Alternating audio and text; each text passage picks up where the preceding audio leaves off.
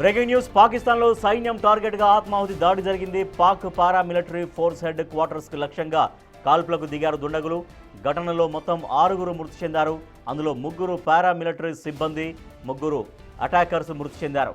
పెషావర్లోని frontier core ప్రధాన కార్యాలయంపై ఉగ్రవాదులు దాడులు జరపగా పారామిలిటరీ ఆఫీస్ లోపల వరుస బ్లాస్టులు జరిగాయి.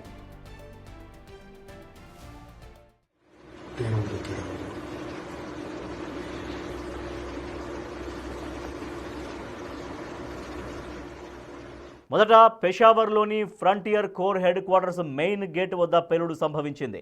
అనంతరం సమీపంలోని సైకిల్ స్టాండ్ వద్ద మరో పేలుడు జరిగింది. దీంతో హెడ్ క్వార్టర్స్ను 3 ఉగ్రవాదులు ముట్టడించినట్లు కనుగొన్న భద్రతా బలగాలు వారిపై కాల్పులు జరిపారు. పేలుడు పదార్థాలతో వచ్చి సూసైడ్ బాంబర్స్ పేల్చుకున్నారు. అనంతరం 4 దుండగులు పెషావర్లోని ఆఫీసులోకి చొచ్చుకెళ్లారు. దాడుల తర్వాత ఆ ప్రాంతాన్ని ఆధీనంలోకి తీసుకున్న బాంబ్ స్క్వాడ్, భద్రతా బలగాలు తనిఖీలు చేస్తున్నాయి.